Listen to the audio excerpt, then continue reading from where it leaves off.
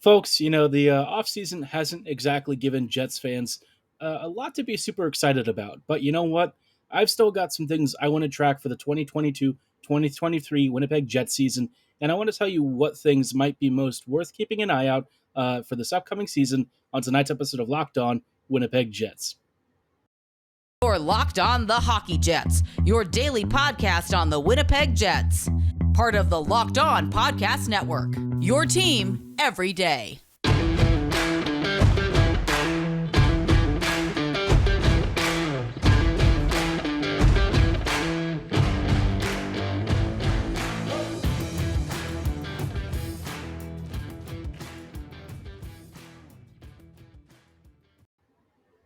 Hello, friends, and welcome to tonight's episode of Locked On Winnipeg Jets, part of the Locked On Podcast Network, your team every day. I'm your host, Harrison Lee, an avid Winnipeg Jets fan and an online blogger. You can follow me on Twitter at HLLivingLoco and at LO_Winnipeg Jets. As always, thank you for making Locked On Jets your first listen of the day, every day. If you enjoy what you're hearing, be sure to like, follow, and subscribe on your favorite podcasting platform of choice, including Apple, Spotify, Google, Megaphone, Odyssey, and YouTube. Doing so is completely free of charge and ensures you never miss another episode. But most of all, we just really love and appreciate your support. Now, on tonight's episode, I wanted to spend some time maybe diving into some stuff looking into next season. Now, I know that we've talked about this in the past. Some of this, I gave some reasons to be optimistic and some things to be maybe not so optimistic about when it comes to stuff like Winnipeg's playoff odds, kind of what I felt about the upcoming season as a whole and what changes, at least with the roster the Jets have made. I kind of want to step a little bit deeper this time and go into some more specific and more granular things that I want to keep an eye on. The first thing that I'm kind of keeping an eye on for this upcoming season is the special teams. And I know that sounds maybe not the most sexy thing to be tracking with the Jets, but honestly, this has been a real sore spot for the past several years. And look, I'm not really expecting anything like super crazy, but with Scott Arniel now helming the PK, and I'm not really sure who's going to be messing with the power play just yet, but at least on the PK side, this is most likely Arniel's port of call. I think that we could actually see maybe even like a league average penalty kill, which for the Jets would honestly be a tremendous difference, right? In the past, the Jets have always had like a bottom 5, bottom 10 penalty kill, which has put the team under a lot of duress. And honestly, with the talent that the Jets have and, their commitment to a more defensive approach, the fact that the PK leaked so many chances was kind of surprising, right?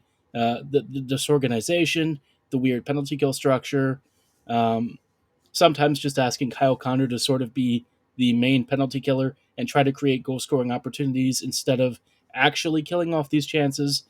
It's not always really been a particularly organized, well-schooled approach. And so, for me, this new look penalty kill under Arniel might be maybe one of the better changes under the hood that the Jets have had on this side of things in some time. Obviously, the PK they've experimented with in the past, but it hasn't really yielded anything in particular. We've all seen what happens when the Jets use that stupid the T formation where you had the two guys closer to Winnipeg's blue line, and I guess that they thought the T would be some kind of a better structure, but instead it just leaked a lot of flanking chances. And Winnipeg, yeah, it was kind of time for a coaching staff change on the assistant coaching side. I think that stuff like special teams, defensive coverages, all that stuff had kind of gotten long in the tooth to the point where maybe this was a really good chance for Winnipeg to reevaluate what it's got and make some more systemic changes. And so for me, the PK could be something I want to see improved upon. The power play, I don't really know if there's a lot that has to change. There were some things where maybe I would like more variety than just optioning to Kyle Connor every single time. That part, I wasn't really as in love with this past season, in part because I felt like, the Jets' power play has a lot of weapons, but ultimately it did feel a little bit one-dimensional. Now, the thing is, despite optioning KFC on so many one-time opportunities and stuff, the PP was still pretty darn effective, and it certainly created a lot of goal-scoring threats, so I wasn't super mad with it, but there were some deployments that maybe I'd like to see a little bit more Ailers on the power play. Um, Maybe a little bit more usage of the slot that we used to see when Mark Scheifele kind of occupied that middle space there a couple of years ago in front of the goalie. Maybe a little bit more usage of the bumper in a way that's not going to drive me insane. I just felt like there were small tweaks and maybe some, I don't know if I want to call it like variety pieces, but maybe a bit more diversity in goal scoring opportunities and threats. That sort of usage of different passing angles, different shooting angles, and different spatial setups, I think would make the Jets a lot more effective because honestly, I think it's going to be hard for them to score at even strength. So I think in a season like this where they have maybe one of the weaker rosters that we've seen with this Jet squad over the past couple of years, any sort of power play opportunity is going to be really crucial for this team to start finding success. So, yeah, I think the special teams for me could be one of the more underrated storylines of the year.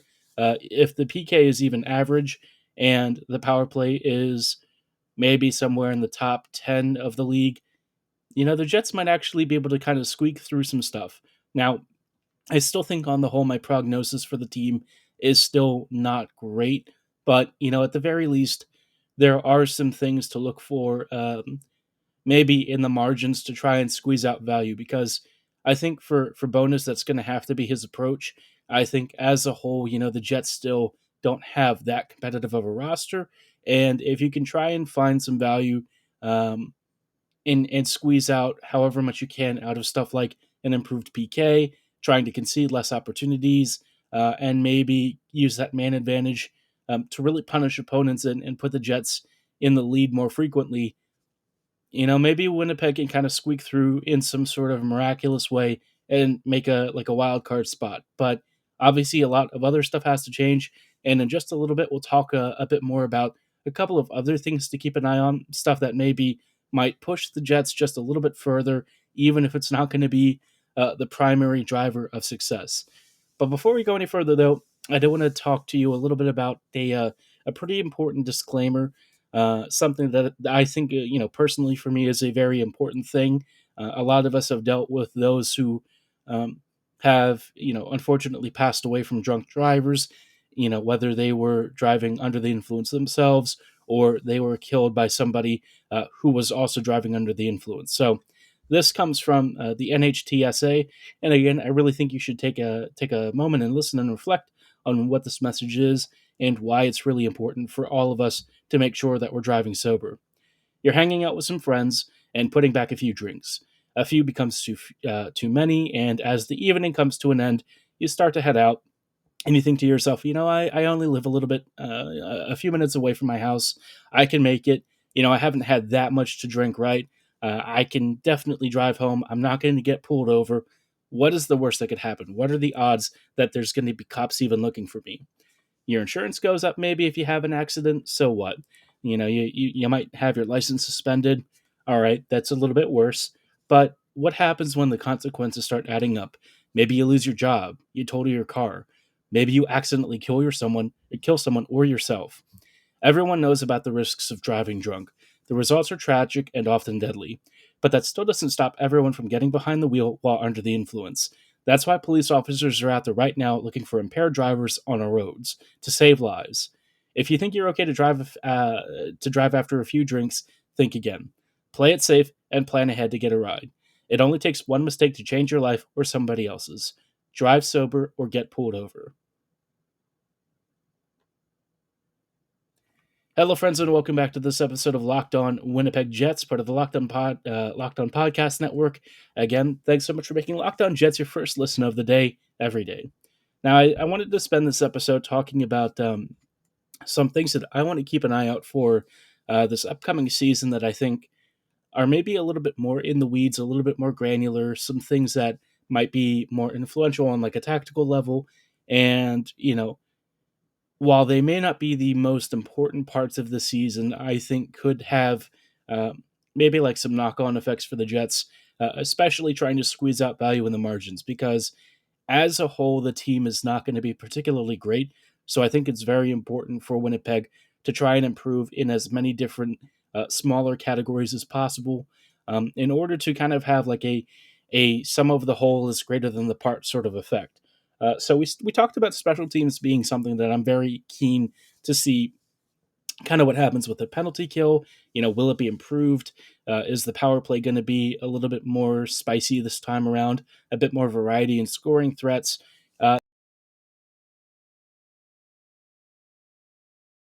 The second, traditionally under Palm Jets blue line was very conservative and not particularly active. So um, when you watch the Pittsburgh Penguins, right, what do you notice about their back end, right? Very active, very mobile, a lot of overlaps, a lot of positional changes, guys handing off assignments, and sort of rotating around the offensive zone. The Jets never really did this. The only time that they ever really let the blue liners kind of activate, drop deep, and kind of trade spaces with the forwards and offer more puck carrying support was 2017, 2018. Ever since then, Paul Maurice really wasn't apt to kind of trust that blue line and let guys sort of do their thing. His fear was always that Winnipeg would get countered on. And, I do to a point understand that. Obviously, when you drop below the face-off circles or something as a defender, it does open you up to really rapid counters, which with the Jets, Winnipeg is very bad at defending the rush.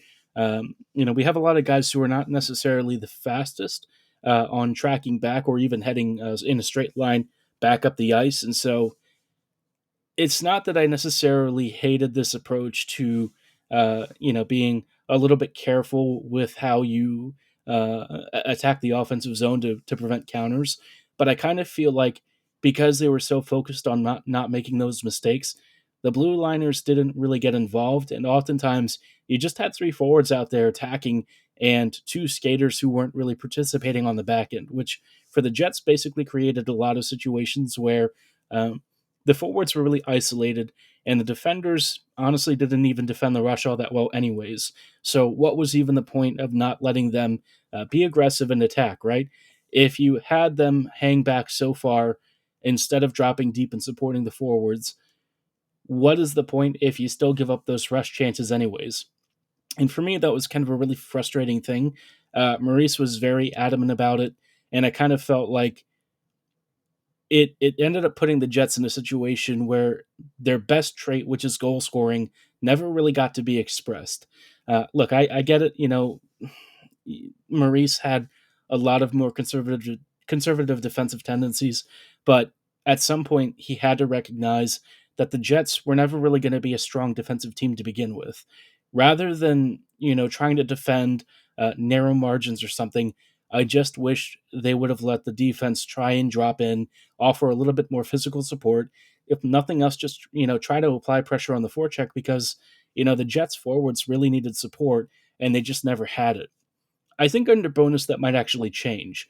Bowness has often let maybe even less skilled defensive blue line units actually activate it a bit more frequently, and I think it could be something that for Winnipeg would be a welcome change.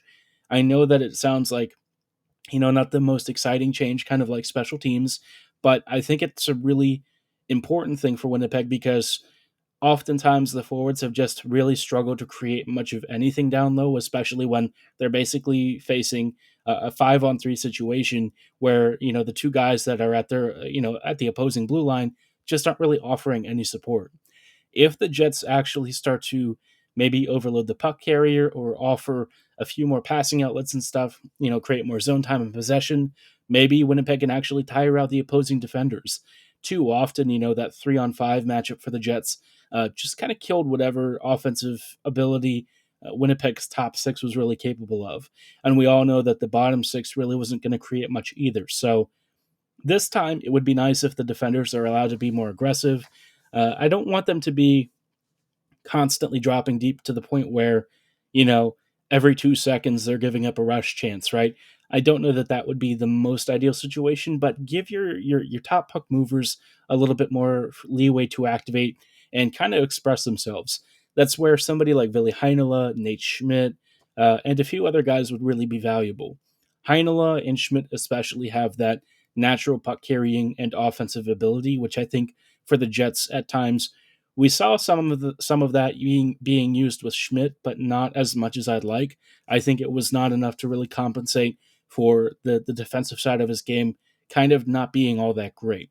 With Heinola, I think it has to be something that you let him do because otherwise, you're not really getting a lot of defensive value at the other end. But if you're letting him carve up the opposing offensive zone using that really gifted skating of his, that great vision, that great passing, the deft puck work, and certainly the dangerous shot that he has. I think you're going to really see why when he was playing for Team Finland, he was such a highly rated, highly touted prospect. He's got the vision, he's got the creativity, and that sort of skill set is something that Bowness has actually really used a lot with guys like Heiskanen. So I think this is something that I'm actually kind of anticipating and a little bit excited for. I don't know that Rick is going to allow the defense to activate and really support all that frequently, but I'm hoping it's a lot more than what Maurice used to do because as it is, the Jets are just very static in a lot of ways, and with the forwards not really having enough support, it just made even strength play a constant slog. And as a fan, honestly, all I kind of ask is that the Jets just aren't boring to watch. And, it can't really be like the past couple of years where Winnipeg was constantly losing even strength battles and not even letting the defenders kind of do their job and support offensively. So this is a chance for, Bonus to kind of hit the reset button and give the blue line a little bit more leash to really support the Jets forwards. I think the forwards would certainly love it. I think, they've kind of gassed themselves out over the past couple of years, having to do all of the heavy lifting. Maybe for once, give your guys some support, let them, have a few extra moments of rest and, create those waves of offensive zone pressure that made the 2017-2018 team such a monstrous threat. But, you know, this team's not going to be on that level, of course, but at the very least, maybe your forwards aren't going to be gassed by, minute 30 or something because they've had to do just about everything when it comes to creating offense. But we'll see if Bonus really wants to change it. I think it's something that would be a great opportunity for a tactical adjustment and something that the Jets have desperately needed for years. But of course, I'm not in the head of Bonus. I can only speak as an outside perspective. And, he might not always agree with this assessment and some of the other thoughts that we've had. But we'll find it soon enough, as of course the season is not too far away. And that is a pretty big change that could really have a positive impact. But it's not the only one. There is one more that I think I've mentioned before on previous episodes. Something that I think is really maybe the secret weapon in Winnipeg's arsenal, and one that could pose both the most benefit and maybe the most risk for the Jets. We'll talk about what this change is in just a little bit and why it might impact Winnipeg's season and future seasons going forward.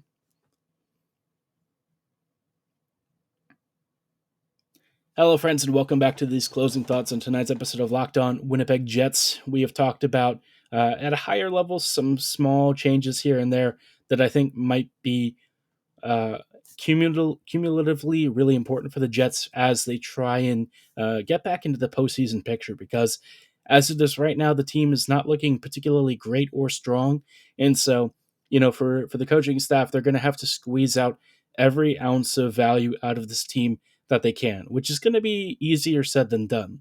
Now, we've talked about, special teams changes maybe being a thing, a more aggressive blue line being a thing. The single most important thing that I think I want to track is how the youth are deployed next year, because the prospects with this team have traditionally not been given very many elevated roles. The only exceptions that I can think of recently, um, like especially within the same season, a guy getting promoted from a lower part of the roster lineup to maybe even like a prime top six or top pairing defensive role is like Perfetti, right? There haven't been many prospects like him being elevated. Logan Stanley, even in his case, he's mostly been given somewhere around like 14, 15 minutes a night on the high end, which is for the most part more third pairing. So it's not like he's been playing, second or first pairing minutes. Instead, Cole Perfetti is probably the closest that we've seen. And even Perfetti, he'll have like his minutes limited, and he'll often be deployed in depth roles at times, which under Dave Lowry kind of really irritated me. I think that that was a mistake and kind of a waste of his skill sets. But, this time under Bowness, I think Rick might be the guy to give the rookies and a lot of the prospects a lot more leash and a lot more ice time in prominent roles. He did it with the Dallas Stars. He trusted a lot of the younger guys like Urianov and Heiskanen, Rope Hintz. He allowed them to sort of be who they are and really contribute actively. And it gave the Dallas Stars a lot more bite than you would normally expect. Because when you look at this team without a lot of those guys in prime positions, suddenly that depth and skill that they have kind of vanishes. The Stars are not a particularly good team. And I think in a lot of ways, where they are right now might actually mirror something similar to the Jets. You've got some declining veterans. You've got some very good young players and prospects who can contribute at the NHL level right now. And you have an opportunity to integrate them into more prominent roles because maybe the veterans are kind of struggling themselves. So I think for me, I'm curious to know how Bonus will do this. Um, this is Chevy's first real foray into running this team the way that he wants to over what Paul Maurice used to kind of dictate. And I think that that could be maybe a congruency in vision with Bonus. I think Rick would have had to have been sold on the way that Chevy wants to do things before he even accepted this job. And so I think playing the kids, guys like Heinola, Perfetti, and some of the other prospects, including Sandberg, I think that that was probably in the job description. And I think Bonus would probably still have agreed to it anyways, because I think that that sort of aligns with what Rick did when he was with Dallas. And I think he's probably to some degree, more than happy to do that so long as guys kind of earn their keep. Um, and I think that this youth thing is really, for me, one of the most important things that I want to see over the next several years is the Jets kind of commit to it. Because if they're not willing to give their kids that they draft any ice time or let them kind of express themselves in the way that they need to on the ice, Winnipeg is always going to struggle. The Jets can't really build through traditional means in free agency and stuff. So if they're not going to do that, then they have to draft and develop. And, once that process is done, let the kids actually enter the lineup and earn their spots. So I'm curious to know what the Jets are going to do with this. I hope that Bonus is very open minded about the youth. I think it could be one of the better changes that he brings over the next season or so. But I'd be curious to know how you feel about this. Maybe you think the kids aren't really ready for the time for primetime deployments and stuff in the spotlight. Be sure to let me know in the comments below what you're looking forward to tracking and what changes you think the Jets might see under Bonus and some of the new coaching staff, either in the comments below or at my social medias at HLivingLoco and at LO_Winnipeg Jets on Twitter. For tonight's episode, though, that is going to be all the time that we have. Thank you so much for making Locked On Jets your first listen of the day every day. While you're at it, be sure to make your second listen Locked On NHL. Our experts give you a daily 30-minute podcast on all things NHL all year long. You can stay up to date on all things in the world of hockey, all at the press of a button on your favorite podcasting platform. So be sure to like, follow, and subscribe to Locked On NHL right now. And as always, thank you so much for listening. Have a great night, and go Jets go.